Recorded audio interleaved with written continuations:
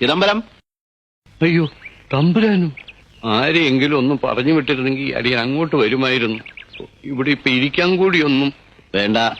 ആരായി കത്തെഴുതിയത്? കത്തോ? എനിക്കൊന്നും അറിഞ്ഞുകൂടാ തമ്പുരാനെ. ആരാ? മൈഥിലി. മൈഥിലി എന്റെ മോള. വിളിക്കവളെ.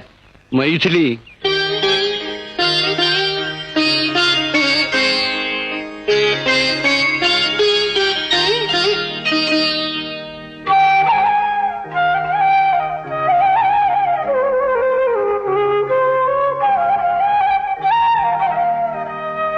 ഈ കത്തെഴുതിയത് നീയാണോ? ഒന്ന് വായിക്കേ. വായിക്കാൻ.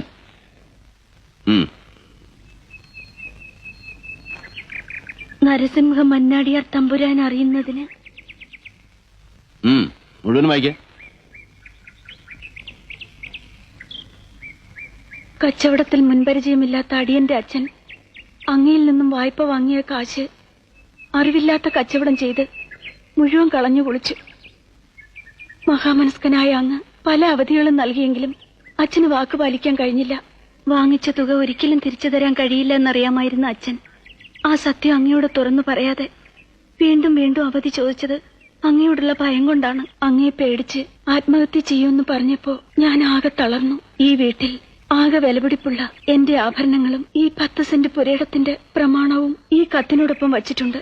ഇവ വിറ്റ് കിട്ടുന്ന പണം അങ്ങയ്ക്ക് തരാനുള്ള പണത്തിന്റെ ഒരംശം പോലും ആകില്ലെന്ന് എനിക്കറിയാം. മറ്റൊരു പോംവഴി ഇല്ലാത്തതുകൊണ്ടാണ് ഇങ്ങനെ ചെയ്യുന്നത്. അങ്ങ് കനിയണം. വിനയത്തോടെ, ചിദംബരത്തിന്റെ മകൾ മൈഥിലി. നിങ്ങളല്ലേ മകളെ കൊണ്ട് ഇങ്ങനെ ഒരു ദയാഹർജി എഴുതിപ്പിച്ചത്? എന്റെ കാമാക്ഷിപുരത്ത് അമ്മയാണ്. ഈ കത്തിനെ കുറിച്ച് എനിക്കൊന്നും അറിഞ്ഞുകൂടാ തമ്പുരാനെ. അച്ഛൻ അറിയാതെയാണ് ഞാൻ ഈ കത്തെഴുതിയത്. കത്തവിടെ വെച്ചിട്ട് പിന്നെ ആരെങ്കിലും വരുന്നതിന് മുമ്പ് നീ എന്തിനാ ഓടിക്കളഞ്ഞത്? നിന്റെ സ്വർണവും ഈ വീടും വിറ്റാൽ കിട്ടുന്ന തുക കഴിച്ച് ബാക്കി കട എങ്ങനെ വീട്ടാനാ ഭാവം? അത് ഞങ്ങൾ കൂലിവേല ഏതെങ്കിലും വീട്ടും തമ്പുരാനെ. ഞാൻ അവളോടാ ചോദിച്ചേ. നീ തന്നെ പറയേ. തമ്പുരാൻ എന്ത് ജോലി തന്നാലും ഞങ്ങൾ ചെയ്തോളാം. നരസിംഹമൻ നാടിയാരുടെ ഭാര്യ ആയിരിക്കാൻ നിനക്ക് സമ്മതാണോ?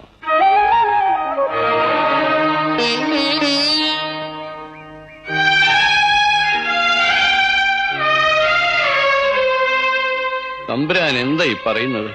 അങ്ങയുടെ നിഴലറ്റത്ത് പോലും നിൽക്കാനുള്ള യോഗ്യത ഞങ്ങൾക്കില്ല. എടയങ്ങടെ കുലവും ഗോത്രവും ഒന്നും ഞാൻ ചോദിച്ചില്ല. വിവാഹം തീരുമാനിച്ചത് മന്നാടിയാരാ. മൈഥിലിക്ക് എന്നെ ഇഷ്ടാണെങ്കിൽ അടുത്ത ശുഭമുഹൂർത്തത്തിൽ കാമാക്ഷിപുരം ക്ഷേത്രത്തിൽ വെച്ച് അവൾ നരസിംഹ മന്നാടിയാരുടെ ഭാര്യയാവും.